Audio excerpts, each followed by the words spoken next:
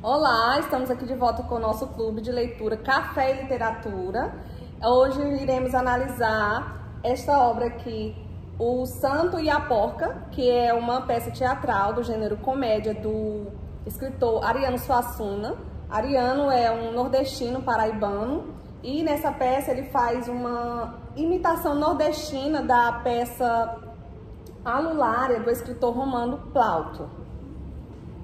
Bom, essa obra, como a minha amiga Elissuda falou, ela é do gênero comédia, né? Ela é dividida em 3 atos, que é, primeiramente, a apresentação dos personagens, depois vai desenvolvimento e depois encerra com a ápice.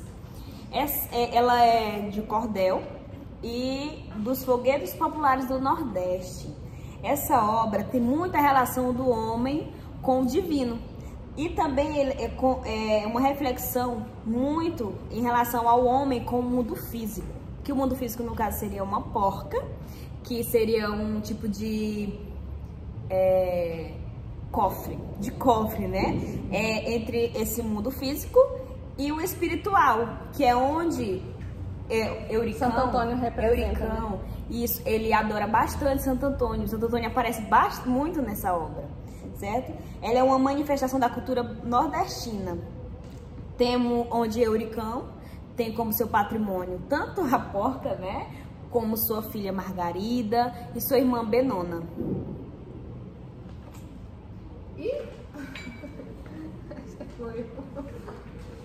Então, o Euricão engole cobra. Engole cobra.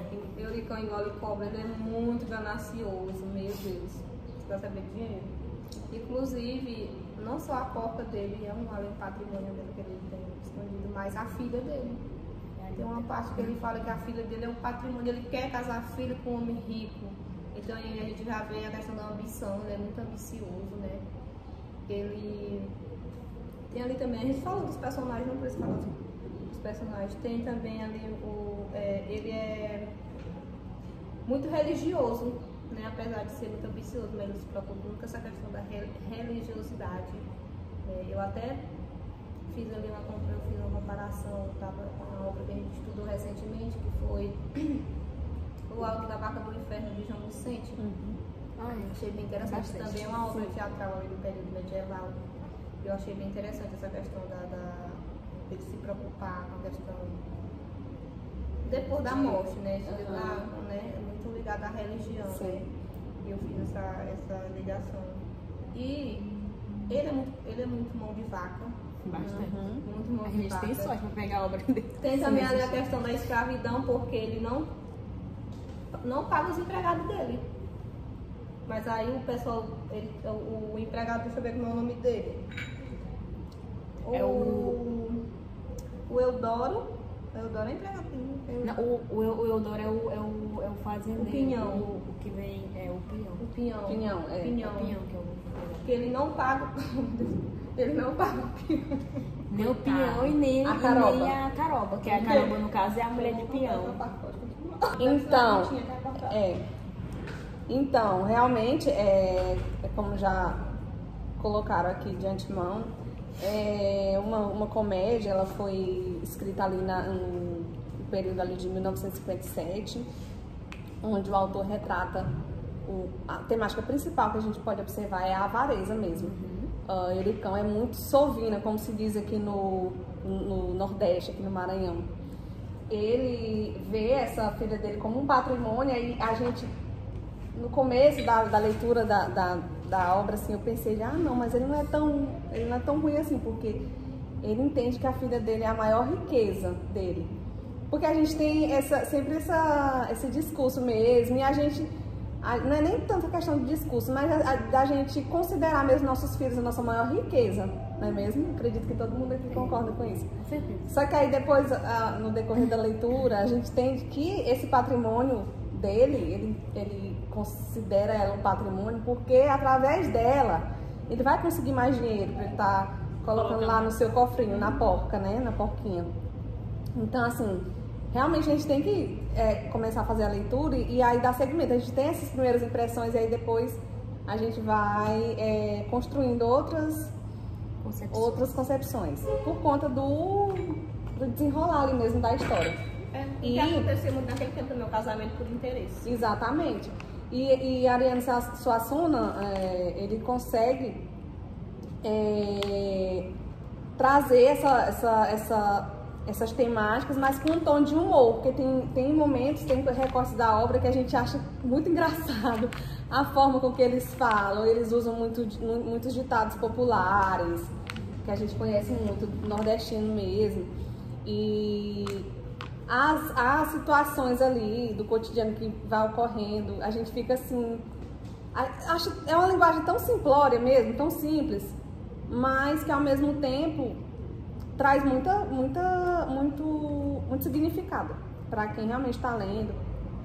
E Ariano Suassuna, ele de certa forma ele faz essa representação desse cenário nordestino, ali onde ele até coloca no seu prefácio que ele, de certa forma, nas obras dele, ele sempre tenta resgatar essa questão da originalidade nordestina, né? Originalidade inconfundível, né? Que retrata o povo do Nordeste brasileiro, e ele retrata de uma forma original. Então, e aí ele traz também essa questão em outras obras ele traz os cangaceiros, os avarentos, no caso do Euricão. Então, assim, isso mais no caso aí é para outra conversa, de outras obras. Só que ele tenta, de certa forma, realmente trazer. Então, ali no desenrolar da história, a Caroba é um personagem muito importante também, um personagem de bastante significância dentro da obra, porque parece que à medida que ela começa a planejar ali, porque ela é ambiciosa também, a Caroba. Na verdade, assim, às vezes a gente até dá assim, uma certa razão para ela, porque ela quer sair daquela escravidão, porque ela é escrava do Euricão. Ela chegou um dia ali precisando comer, porque ela não tinha o que comer, e Euricão iludiu ela, né? Deu o prato de comida para ela. Até hoje ela paga esse prato de comida. Ela cobra o que ele diz. Mas quando você chegou, eu lhe dei comida. Paga o prato de comida que eu te pago. Exatamente. Aí a coitada, ela quer sair daquilo ali. Aí, por conta do amor de Dodó com Margarida, os nomes são muito engraçados dos personagens. Ali, ela tenta usar uma situação, ela articula ali um plano para ela conseguir aquele pedacinho de terra que Dodó diz que não tem muito valor para ele, mas ela quer. Para ela tem muito valor, porque ela não tem nada. Agora, ela é muito esperta. Ela é muito esperta, eu fico encabulada. Ela desenrola o Ariano, nessa obra, ele utiliza, né, a personagem Caroba como um simbólico dos problemas nordestinos que enfrentamos. Tipo símbolo, assim, né? O símbolo. Ela é uma personagem muito presente na obra, que é tipo assim, a demonstração de uma pessoa que não tem nada e ela faz de tudo para sair daquela vida. Exatamente. E acha outras pessoas, como ela achou uma pessoa que é o Eurico, que se aproveitou. Mas mesmo assim ela não desiste. Exatamente. E ela se levou a fazer as trambicagens dela justamente para querer sair, fugir da vida dela, do sofrimento. Verdade. É uma representação do povo nordestino. Sim. E em todo momento ela menciona, eu não sei se vocês prestaram atenção, mas ela menciona também, no caso de ser, ela gosta muito do Eurico. Gosta, ela tem respeito, apesar dele ser ruim, ela pena, porque ela vê que é uma pessoa que só pensa nele, não tem amor a ninguém. Exatamente. Aquela pessoa que no final realmente vai ficar só. Acontece, fica só. Exatamente. E em relação ao livro, ele é muito fácil, a leitura é ótima, rápida. Sim, rápida. A leitura simples, rápida. Sim. Ela é bem assim compactuada com o Alto da Compadecida. Tem muita relação, muito parecida. Até que o Alto da Compadecida é do mesmo autor, né? Do Santa Apóstolo, o Ariano Suassuna. E também a gente vê uma retratação também aí na obra, que ela é daquele período de transação da época do Barroco, que o pessoal tinha Deus no centro de tudo. É bem nesse período que o pessoal era... A religiosidade tinha muita força nesse período. E... Gente, rola? A gente vê nesse período que entra o barroco. Que tira esse biscoito? Ou no café? No café. Gente, vocês estão vendo isso? Acho que o povo A incorporou gente foi- o Santiago foram os personagens Contagiadas com com o roteiro ali. com o roteiro, as falas, os erros. Religiosidade. Como é que o Ericão diz? Como é que tem certo que o ditado do Euricão até hoje a gente vê as pessoas falando. Olha a Cris. É. Olha A caristia. Olha a caristia, olha a Cris, né, amiga? Não, e ele usa tipo assim, se tornou um jargão, assim, pra Isso. ele, da vida dele. É o resumo da vida dele. Ai, a Cris, ai, a caristia. Aí, tipo, ele tem muito dinheiro lá naquela porta, naquele cofrezinho dele. Só que ele vai perdendo a noção do valor desse dinheiro por conta da tamanha ganância dele, né? E aí todo mundo que chega pra ele é muito desconfiado. Ele já acha que chegou pra roubar. Trata todo mundo como ladrão, os empregados dele como escravos. Inclusive, a gente tem muitas outras obras literárias com esse tipo de personagem. Novelas também, a gente vê, acredito que esses autores de novelas, eles se inspiram bastante Nessas com obras. certeza, nessas obras literárias, pra criar. E assim, sem contar, sempre a gente associa. Quando eu observei, comecei a leitura, que eu vi lá que ele é um árabe. Euricão árabe, né? Ele é árabe. Aí sempre, realmente, as novelas, pelo menos as que eu já assisti, quando tem um personagem árabe, tem um elenco ali de outro país, sempre tem um personagem árabe Que é rico. que tem dinheiro, mas diz que nunca ganancioso. tem, E que é ganancioso, que é desconfiado. E aí Euricão tá aqui pra representar Exatamente. isso. E essa peça aqui, ela retrata um dos 7 pecados. E eu lembrei, na hora que eu comecei a ler, eu lembrei da novela que foi feita na Globo, que era os 7 pecados capitais. E um dos pecados era a avareza. E aqui na obra a avareza aparece do começo ao fim. Tudo em torno do Euricão. Ariano Suassuna, ele faz as peças dele muito assim, com naturalidade. Isso, ele é muito natural. simplicidade, sim. Isso, não é aquela peça cheia de... que tem bastante participação do narrador. Sim, É mais muitos personagens diálogos, mesmo, os é personagens, com a linguagem bem simplória mesmo. E a gente lê rápido por causa disso. né? Isso se torna uma leitura bem proveitosa, na verdade.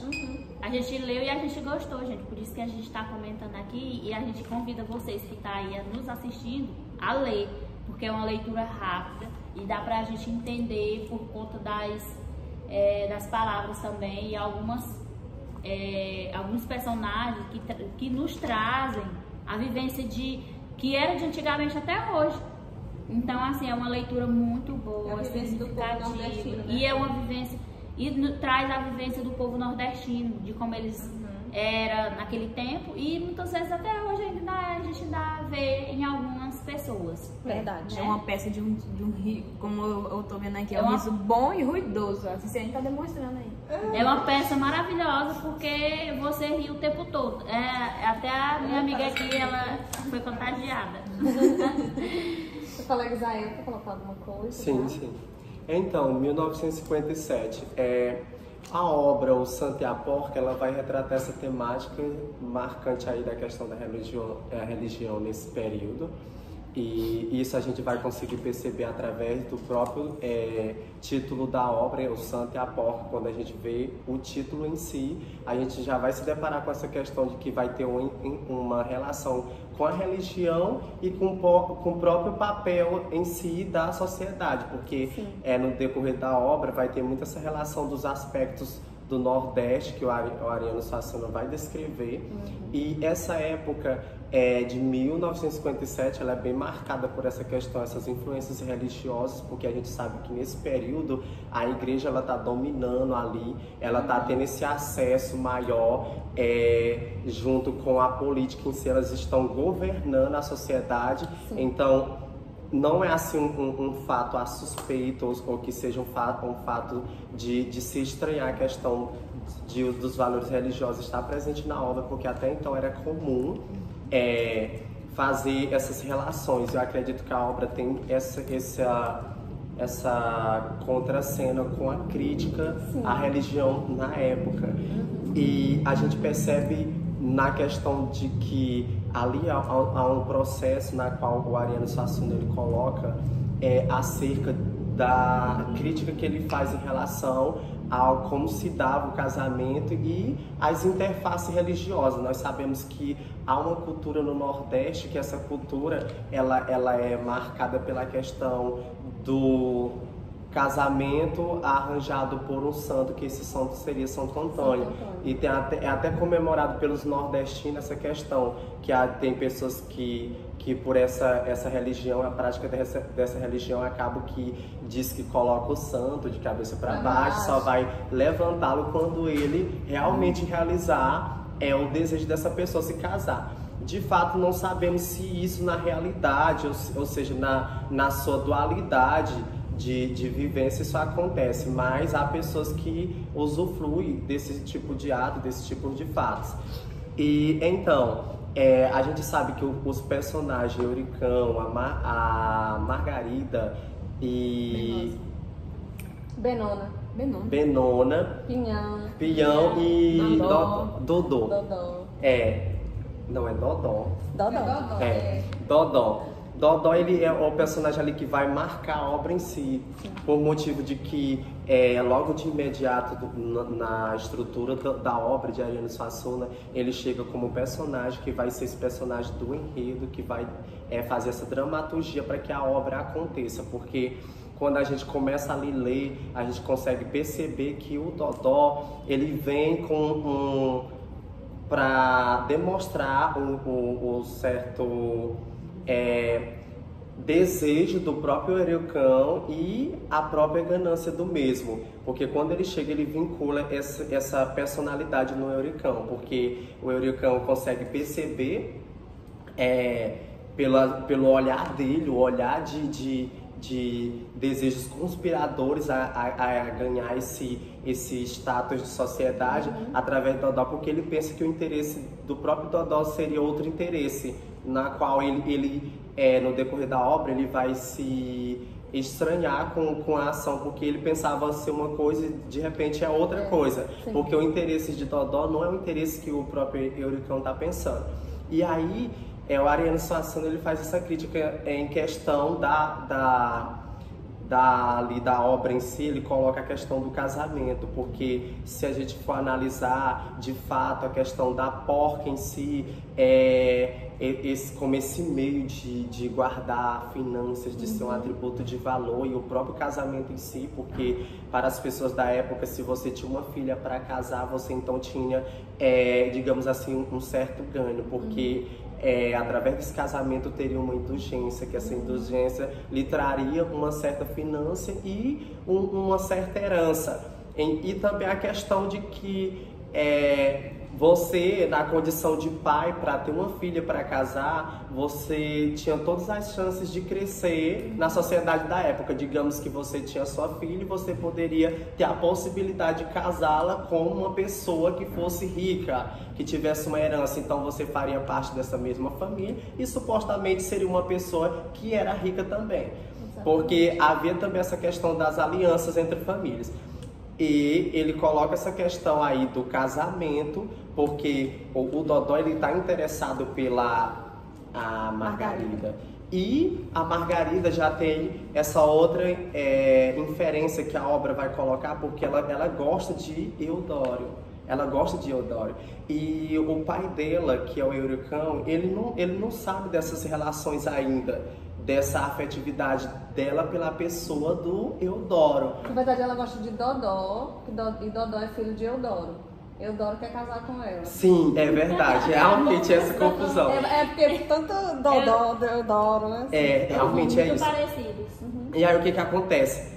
E ao mesmo instante dessa obra, tem essa condição desse desvalor, deslealdade, que a pessoa consegue perceber no ato da obra, porque os pais, eles tinham essa questão de preservar as filhas, os filhos, para ter aquele casamento que, entre aspas, ele sugeriu que fosse digno, né? Um casamento digno.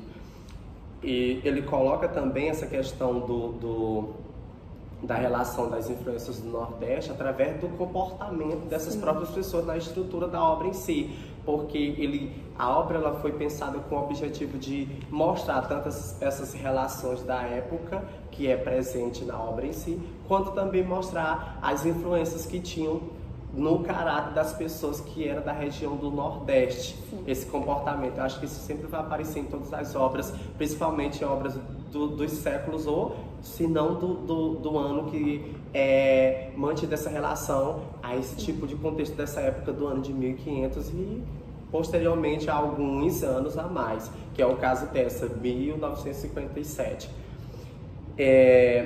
Ainda pensando sobre essa questão da obra em si, entre os personagens, a relação que eles têm, a gente sempre coloca a questão de que todo o enredo, ele tem essa relação assim de manter essa concordância entre os fatores que o próprio autor sugere que acerca da obra. Você lê toda a estrutura da obra e você vai ver que a percepção maior, na verdade, vai ser na questão de mostrar a avareza, o lado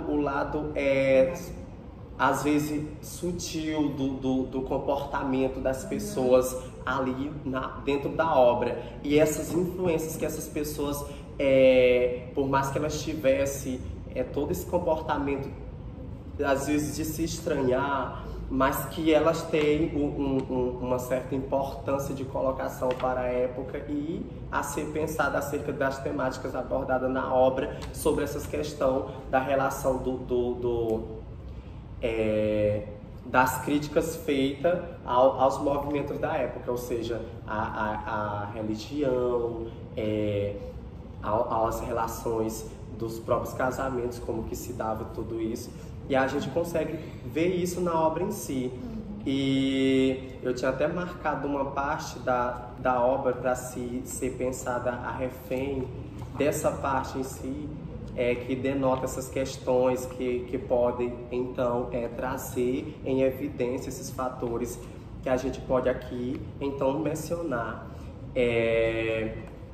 Falando ainda sobre essa questão da religião em si, ele diz assim: "Ai, Nossa Senhora, Santo Antônio, você jura pelos seus ossos de sua mãe como é verdade."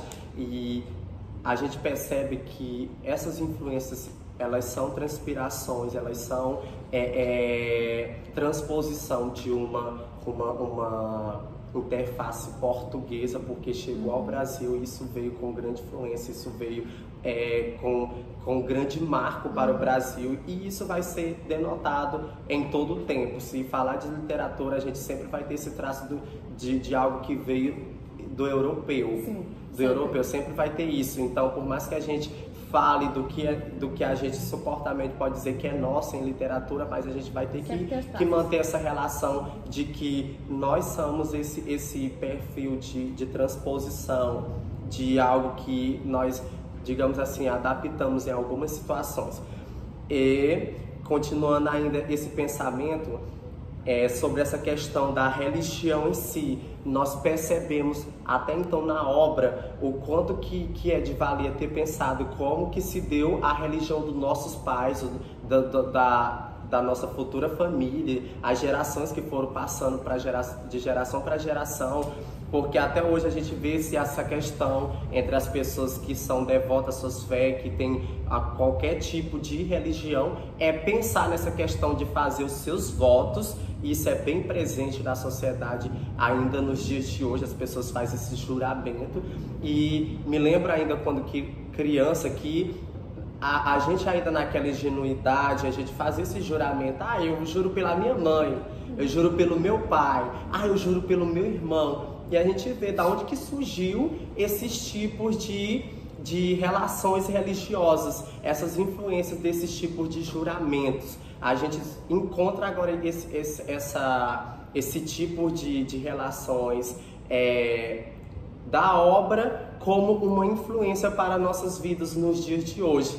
Por exemplo, da gente se pensar que a gente nunca teria uma resposta para as coisas que hoje são de credibilidade nossa, mas que quando a gente se depara com um tipo de literatura como essa literatura, a gente vai entender realmente o porquê que hoje nós temos essas relações, essas percepções mediante a sociedade, essas construções de vivências que nós tomamos como adaptação. A gente descobre dentro das obras. Por isso que é de importância nós termos como base e relação fazer leitura de livros, para que a gente possa entender o qual que tem de importância, o quão é de importância a relação das nossas culturas, dos nossos processos de aculturamento, porque quando a gente vê que existe esse tipo de relação religiosa presente na obra de Ariano Suassuna, a gente vai saber que todos esses fatores também nos vinculou a um processo de aculturamento. Veio sobre o Brasil, veio para o Brasil e aculturou supostamente o povo do Brasil, e isso tem em todos os sentidos. Quando se pensamos na construção do povo em si, porque sabemos que nós somos miscigenação, nós somos mistura de povos, então no Brasil vai ter não só o perfil brasileiro, mas vai ter o perfil europeu, vai ter o perfil dos outros países, melhor dizendo.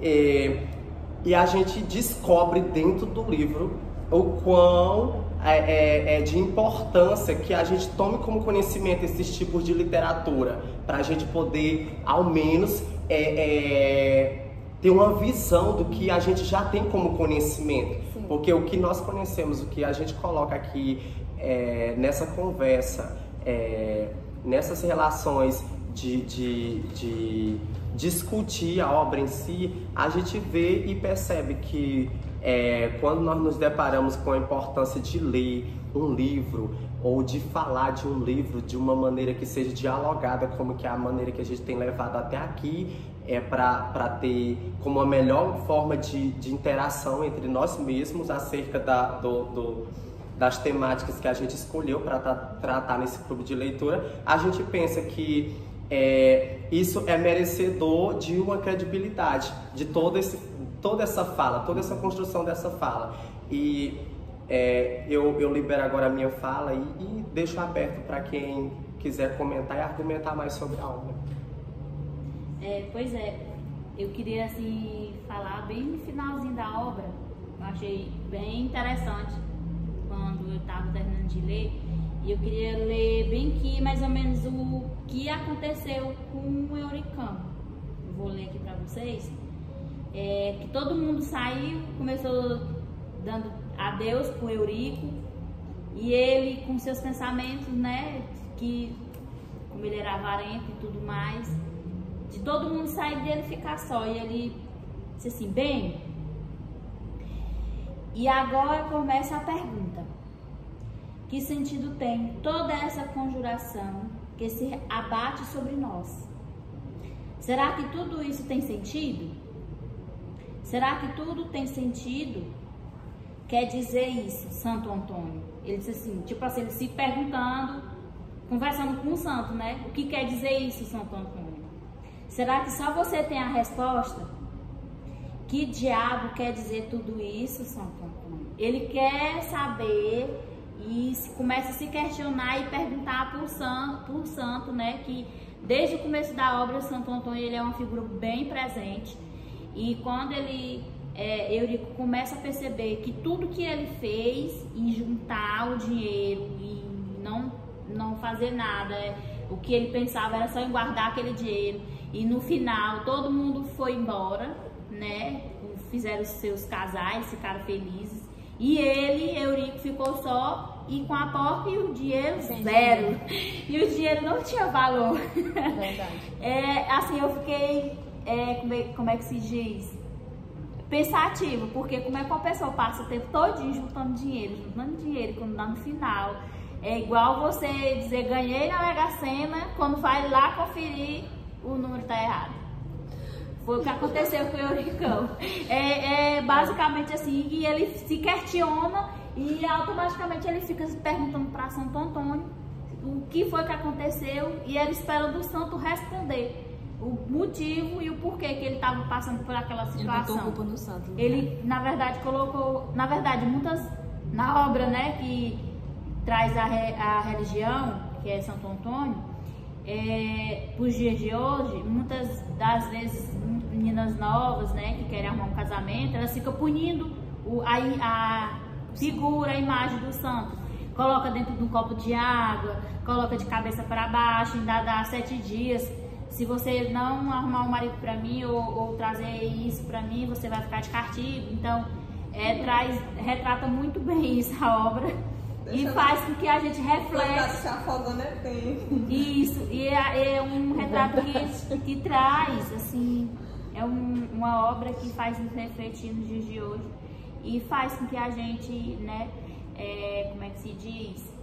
Minhas caras colegas, se quiser me ajudar a complementar os meus pensamentos. Essa cultura do Santo Antônio ainda é presente no Isso, essa cultura do santo, não só do Santo Antônio. E ele é muito cobrado, Santo Antônio. Que ele é muito cobrado. Tem outros santos também, de outras obras, que eles retratam também muito a religião. E, gente, é só mais um retrato de uma pessoa que só pensa no dinheiro, que só pensa em si. E, como eu falei, né, retrata um dos 7 pecados capitais, que é a avareza, uma pessoa muito avarenta. E desde os dias que Ariano fez a obra, escreveu a obra, hoje a gente lendo, a gente vê que muitas coisas ainda estão bem presentes, bem vivas na nossa sociedade. Como meu caro colega Isael falou aqui, né, as culturas que a gente tem, né, e através das obras que a gente lê, que a gente não imagina que poderia passar e a gente viver, através das leituras dessas obras, a gente está aprendendo muito, a gente está se descobrindo, a gente está se descobrindo, como é que se diz, vários preconceitos, conhecendo mais um pouco sobre a religião, conhecendo um pouco sobre preconceito racial, a homofobia, vários outros preconceitos que a gente era desconhecidos, né? E através da leitura faz com que você entenda e faz a gente debater, e é muito bom a gente ter esse conhecimento, porque a gente não precisa cometer os mesmos erros que os nossos avós, pais, tios faziam.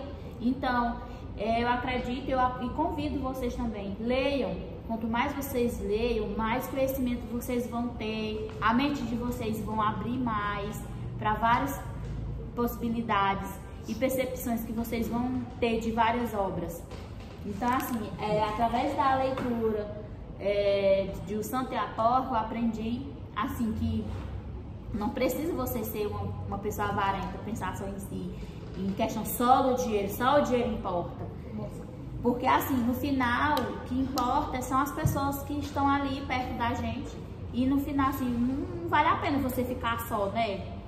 Não tem com o que conversar. É igual minha avó dizia. É um ditado muito que eu acredito que minhas caras colegas e meus colegas conhecem, né? O pessoal fala muito de questão de pessoas que ficam sem dedo, não quer casar por conta de alguns sofrimentos. Ou nem é questão de casar, é de ter uma pessoa ali de companheiro. Porque assim, você só, como o Eurico ficou, mas na obra em si faz tipo assim, a obra fica aberta para o Eurico ter tipo assim uma aprendizagem mais na frente. Se realmente fosse para escrever da iniciação à obra, para respostas que Eurico faz, que ele fica se questionando. Então, assim, quando ele se questiona, o Ariano, ele poderia, tipo, continuar a obra. Fica um personagem que não acabou ali, só porque ele ficou uma pessoa avarenta, encerrou e ficou sozinho e morreu. Não, ele se questiona o porquê que aconteceu, bota a culpa no santo e fica por ali mesmo, se questiona, e ele fica... A última pergunta que ele diz, que diabos quer dizer tudo isso, Santo Antônio? Né? É uma coisa, assim, que dá pra continuar. É uma pergunta que mais na frente... A gente poderia nos ver, tipo assim, que lá na frente o Eurico aprendeu, né? E o santo deu a resposta para ele. A resposta que ele queria ouvir, o santo deu. precisa mudar, meu filho. Vá, não precisa ser tão avarento, vá viver sua vida. Como se ele fosse uma lição de vida pra ele, isso, né? ser uma pessoa mais humana, pensa nas pessoas, dar valor aos seus funcionários. Então, meu Deus. realmente, você tocou num ponto muito importante, Flor, a respeito do conhecimento de alguns tipos de preconceito. Muitos deles a gente conhece, né? Só que no vídeo anterior a gente fez uma outra análise que é a respeito do preconceito linguístico. Esse é um preconceito que muita gente não conhecia, inclusive nós aqui.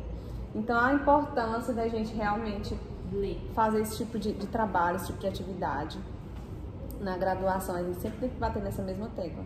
A gente, enquanto graduandos em formação, futuros professores, estamos cientes que vamos lidar com alunos de várias culturas, com pessoas de várias culturas, pessoas de várias, de diferentes camadas sociais. Então a gente tem que ter essa consciência e a gente começa a tomar essa consciência a partir disso aqui, desse tipo de atividade, de leitura e reflexão acerca dessas obras, quer sejam literárias ou não, mas são obras.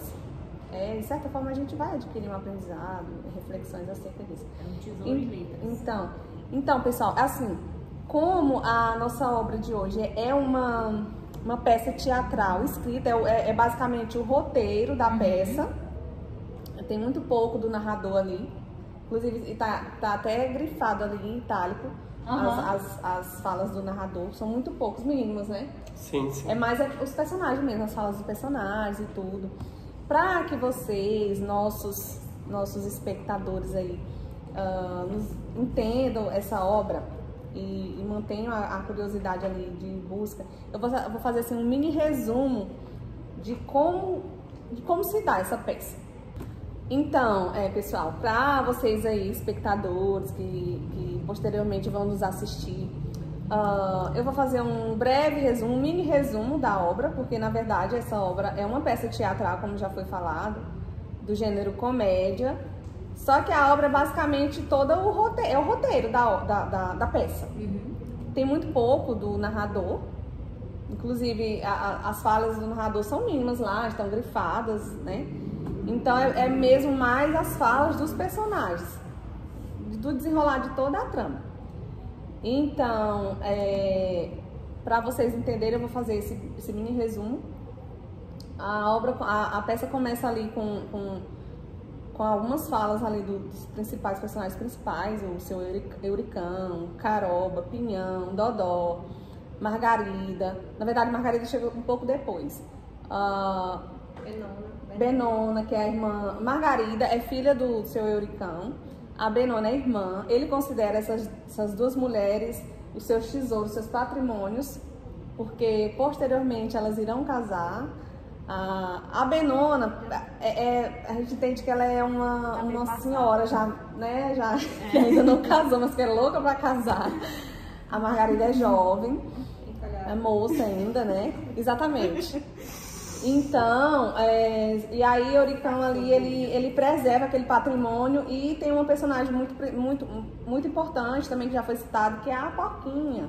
Porquinha de madeira ali, seu Euricão dá a vida para aquela porca.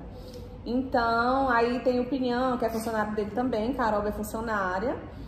E ele super desvaloriza esses funcionários, como já foi citado. Aí logo depois chega o seu Eudoro, que é o futuro sogro de Margarida.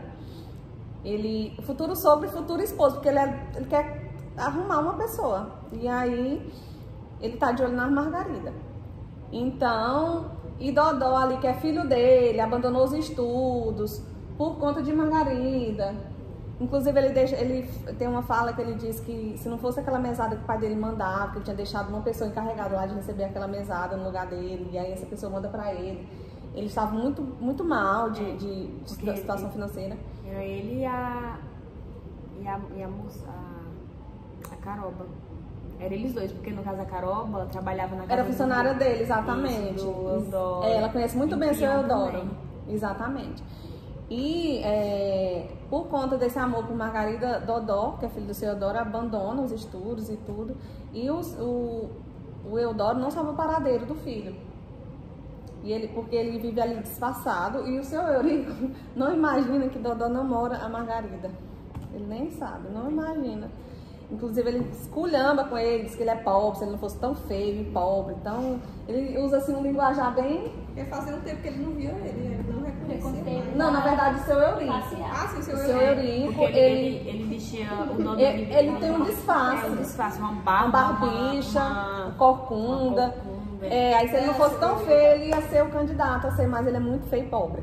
E ele nem imagina que ele é filho do Eudoro. Quando a gente trata dele, né, do Dodó, parece o corcunda de Notre Dame, né? A gente lembra, remete. Remete a essa várias lembranças, que ele é muito feio e corcunda. E se veste mal, filha. É só que finge, né? Pra ficar perto da Margarida. E a porca, o Euricão, ele começou a ter aquele, como é que se digamos, aquele apego pela porca. Material. Foi a partir do momento que a mulher largou, a mulher simplesmente foi embora, abandonou ele. Exatamente. Aí entra também a questão do imaginário, na verdade, mostra essa questão, né? Na imaginação. Exatamente, assim, outro ponto que eu ia tocar, o seu Eurico é sendeiro, se eu não me engano, não é? A esposa... Ele é viúvo. Não, ela foi embora. Foi, ela abandonou ele. Tem um momento que a gente pensa que ele é viúvo, mas ele não é, acho que ele diz que é viúvo, ele fala que é viúvo.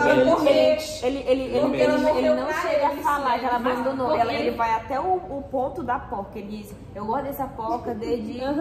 Aí pra ele abafa, pra ele... Porque pra ele foi assim... É como se a porca fosse ali... A mulher dele. Ele tenta, exatamente, ele busca tudo que ali ele perdeu com aquela mulher ali, ele fica, exatamente. Eu acredito que ele busca na porca, porque a porca, coitada, não faz nada, paradinha. É porque guarda o dinheiro e ele é avarento, ele é assim. Exatamente. Aí ela é muito valorosa. Como ele já tava só, o medo dele era o que era velhice. Isso. Pobre. O povo roubar ele. Velho, Era o sem nada. Mas o medo é Aí ser no roubado. caso era por isso que Lá no ele... início, quando o irmão nome, o Eudoro, mandou uma carta pra ele. O medo. Queria chegar. E ele falava pra Margarida, ele quer tomar dinheiro emprestado. aí ele fala, você disse pra ele que eu tinha dinheiro. Você disse pra ele que eu tinha dinheiro. Aí ele, papai, você nem leu a carta. Tipo assim, né? Você nem leu a carta ainda, né? E ele não quer ler pensando que ele vai pedir dinheiro pra ele, sendo que o Eudoro é rico. Exatamente. Ele fala, né, que quanto mais rico, mais... Já viu o pobre pedir dinheiro? Ele coloca assim, Aí né? ele fica com medo, ele não lê a carta. Aí a Margarida vai ler, né? Ele fala, o Eudoro fala que vai pra lá, né? E ele já pensa que é dinheiro. Aí é onde surge ali a ideia de Caroba, ela arquiteta todo aquele plano. Na verdade, é onde entra ali a Margarida, né? A Margarida e o Dodó, que até então a gente não tinha conhecimento deles, né? E o seu Euricão espelhamba com ele, fala que se ele não fosse tão feio, tivesse aquela barbicha horrorosa e tudo, ele seria um candidato muito bom pra... Se não fosse tão pobre também, que é o ponto principal. Mal sabia. Ele era o segurança da Margarida. Exato, era o segurança. Era o amor da vida dela, gente. Tem um amor. Tem uma pitada de romance aí nessa comédia, que tem que ter, realmente.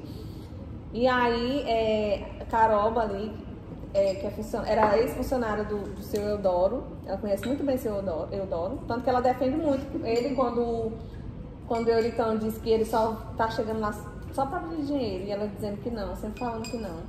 E Euricão sempre com aquela mania dele de julgar as pessoas e tudo mais. Aí é onde Caroba arquiteta todo aquele plano ali. E é um bota vestido, é um tira vestido. Aí a gente pensa que é uma pessoa que vai se encontrar com o Eudoro, e na verdade é outra. Todo naquele, meu Deus, o que vai acontecer mesmo? Exatamente. Aí Pinhão, que é o namorado dela, fica muito chateado, porque acha que ela tá ali realmente com interesse em seu Eudoro e tudo. Mas não, o foco dela é aquele pedacinho de terra que Dodó disse que não tinha valor pra ele, mas que pra ela tinha muito valor, porque ela não tinha nada. Ela disse, pra mim tem muito valor. Aí o foco dela é esse. Aí ela arma toda aquela... Assim, de trama. Toda aquele trama do nada ali. Ela é muito Ela é muito inteligente, a Porque o medo dela era o quê? Era o seu Eudoro casar com Margarida. E eu continuar sendo pobre, porque pra onde é que ela ia? Não tinha pra onde ela ir. Exatamente, aí tem toda aquela questão que ele... Eu faria o mesmo que ela. Seu Eudoro é julgado porque ele é mais velho do que Margarida. Quem que vai querer se põe no seu lugar? Tem umas pessoas, se você não me engano é Pinhão que fala, ou é Benona que fala que pra ele se pôr no lugar dele, que ele é muito mais velho do que Margarida. É o Pinhão. Pinhão, exatamente. Que ele é muito mais velho do que ela e tudo mais. Aí Pinhão também ficou muito chateado com Caroba por conta de toda essa trama. Ele julga ela, ele acha que é ela tá com outras intenções. Ele não entende, só que ela ama muito ele, ela deixa isso muito bem claro. Mas ele fica ali com uma certa prepotência, um certo machismo, falando que ela é dele, que ele não tem, ela não tem que fazer por conta dela as coisas e tudo mais. A gente vê isso nessas falas, assim, sutilmente a gente vê isso, a gente observa isso.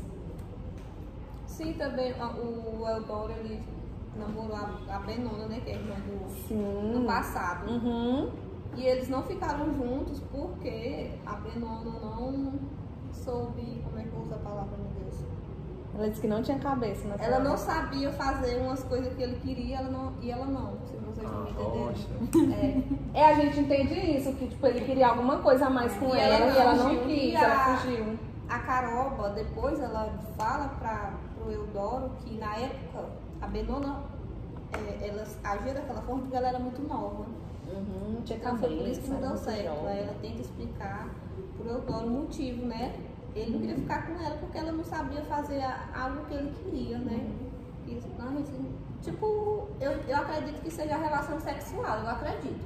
Ele queria, e aí ela não queria, ela era novinha se demais, preservando e tudo, aquela coisa toda, ele não... Ela acabou que simplesmente foi embora e não... Isso. Na verdade, eu tô lembrando aqui, alguma. gente, quem é viúva a gente confunde realmente mesmo. Quem é viúvo não é o seu Eurico, quem é viúvo é Eudoro. Eudoro é que é viúvo. Eu confundi, na verdade. Ele casa. Depois ele casa, era pra ele casar com Benona, né? Só que aí, no caso, como você mencionou, Ele não que por esse motivo, assim, bem. simplesmente sumiu, aí ele pegou e casou com outra, aí ficou viúvo, aí depois de viúvo, que ele conheceu Margarida, foi passar um dia na casa dele. Aí ele se agradou, né? Não queria passar a vida toda. Quem quer passar a vida toda sozinho? Ninguém quer. Exatamente. Aí que ele foi atrás de Margarida e mandou a primeira carta por Pinhão. Pinhão era tipo um capacho dele, mandou. Isso. Sim. Até o Eudoro, que dessa confusão toda, que a Eudoro não queria ler essa bendita carta com medo de ser dinheiro emprestado. E aí Eurico, a Caroba convence o seu Eurico a receber o Eudoro por conta de 20 contos, né?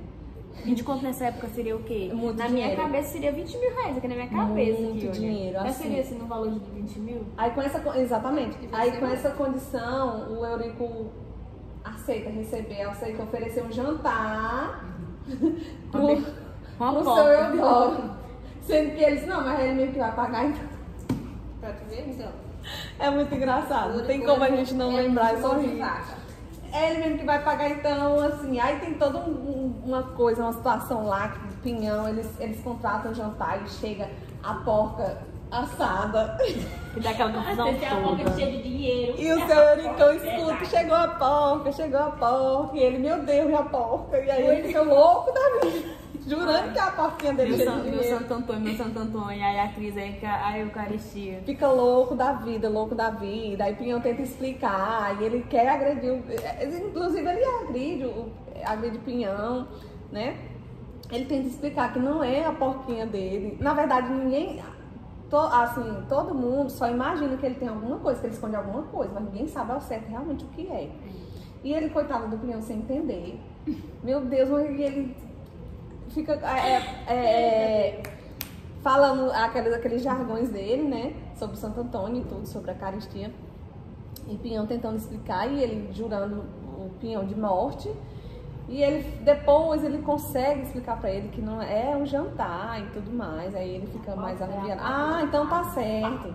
Mas aí o Pinhão diz, mas você tá falando de quê? De que porca? Ele, não, ele tenta... Fui em casa, não falei nada. É muito interessante. E aquela ideia também de Ele pensou, né?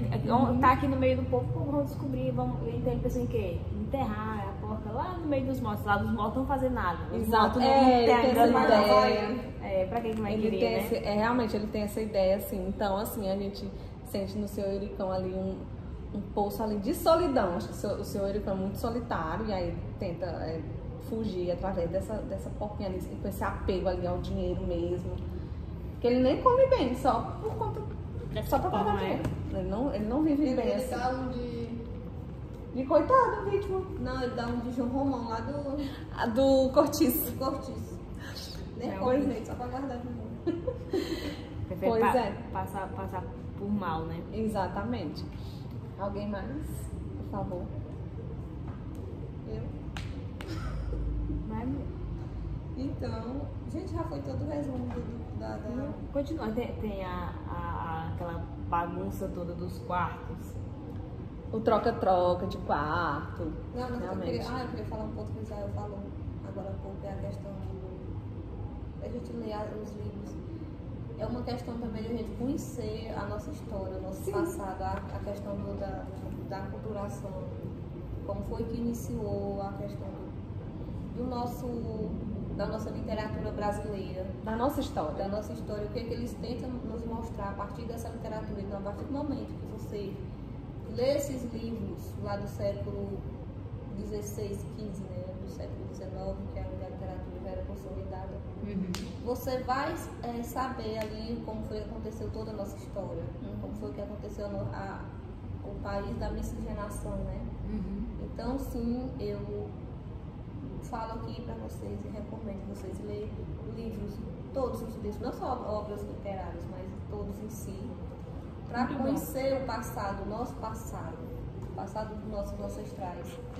Então, é uma forma ali da gente ver um pouquinho, por exemplo, desse livro aqui, a gente vai ver a questão do Nordeste, né, que é a região onde nós moramos. Vai ver o que acontece, o que aconteceu com esse povo, porque é uma ficção, sim, mas há casos muito parecidos com esses aqui. Tudo tem um objetivo. Tudo tem um objetivo. É que nem Um alcance, né? É que nem o Pondé fala.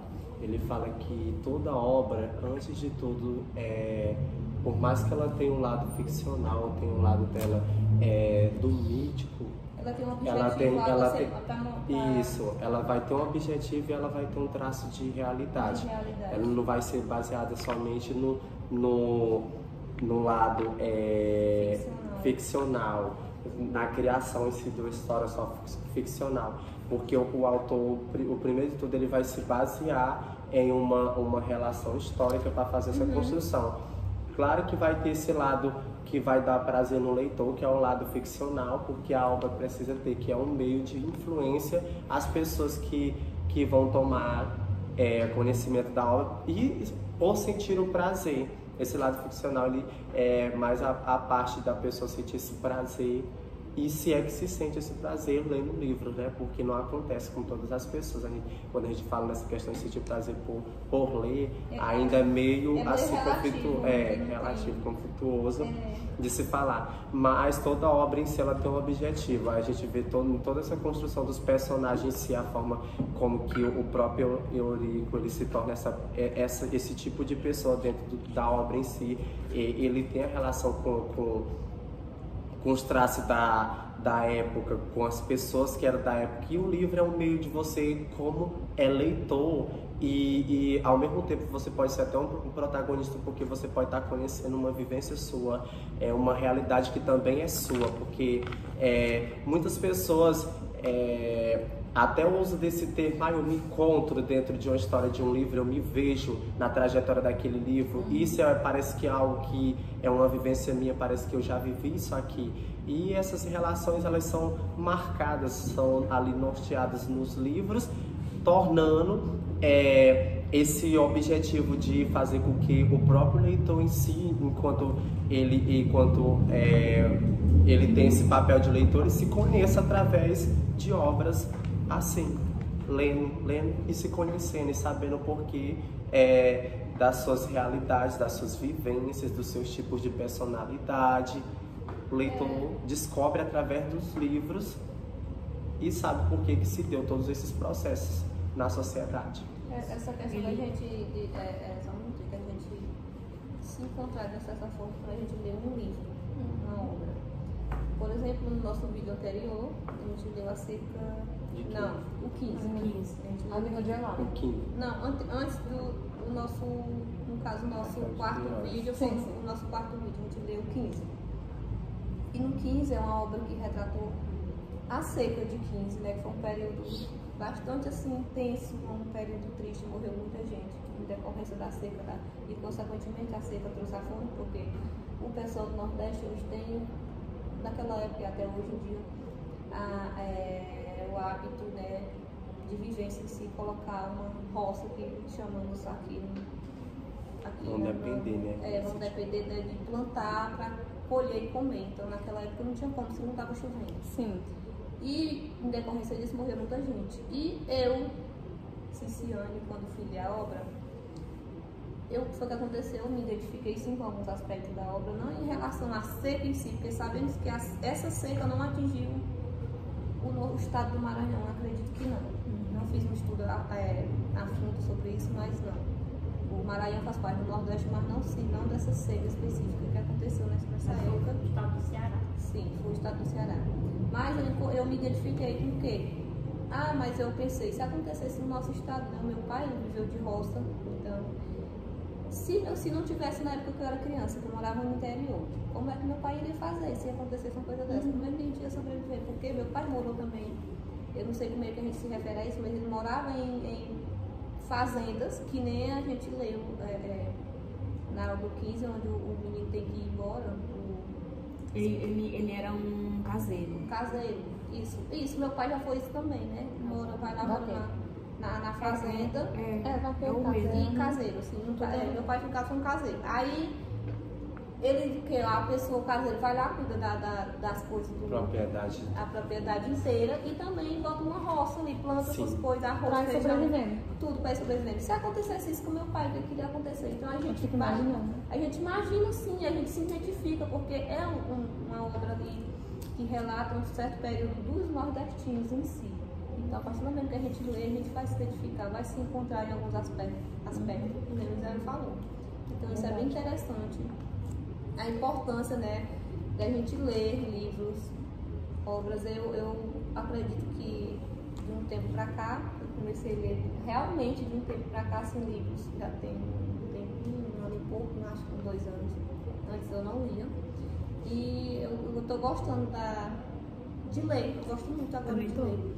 Não só por livre espontânea pressão, mas também como vontade, né? Eu gosto também, desejo, né? Isso é bem interessante. Aí dando uma mudança, a gente agora tá com a comédia, né? Que a comédia é muito uma peça satírica.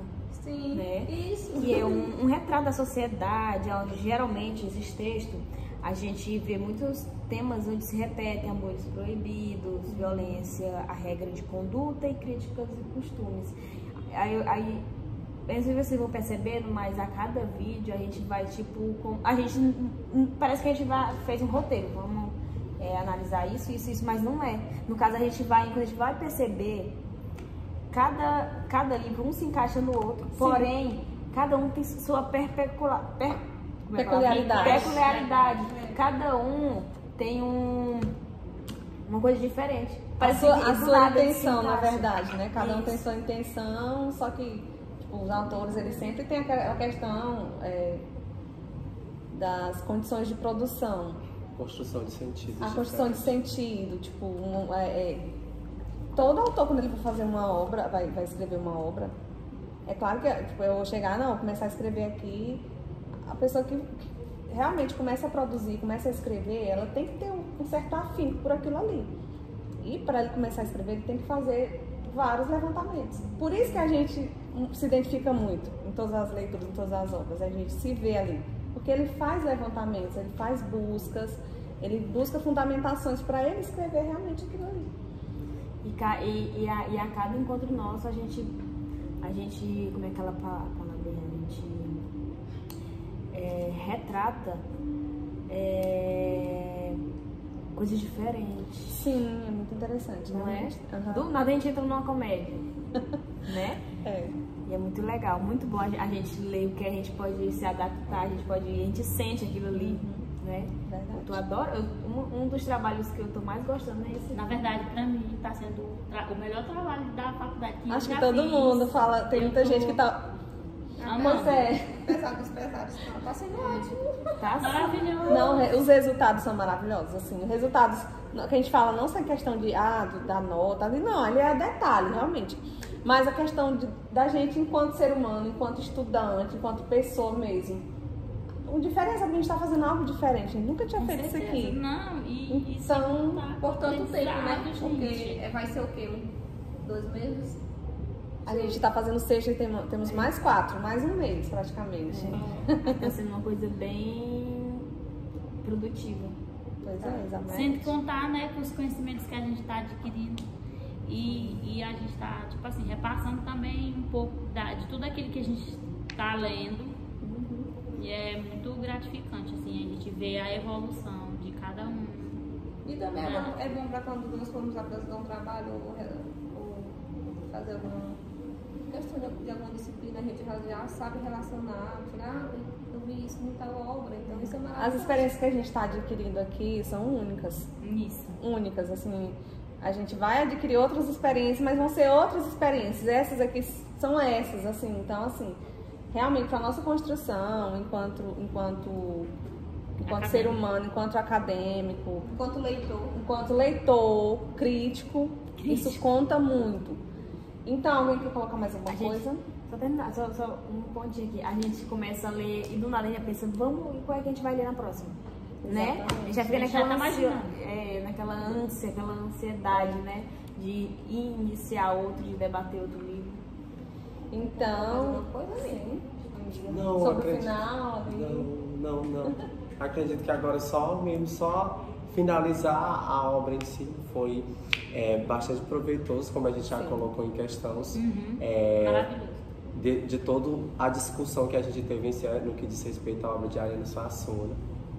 E eu acho que isso já encerrou. Exatamente. Só para encerrar aqui. Encerrou.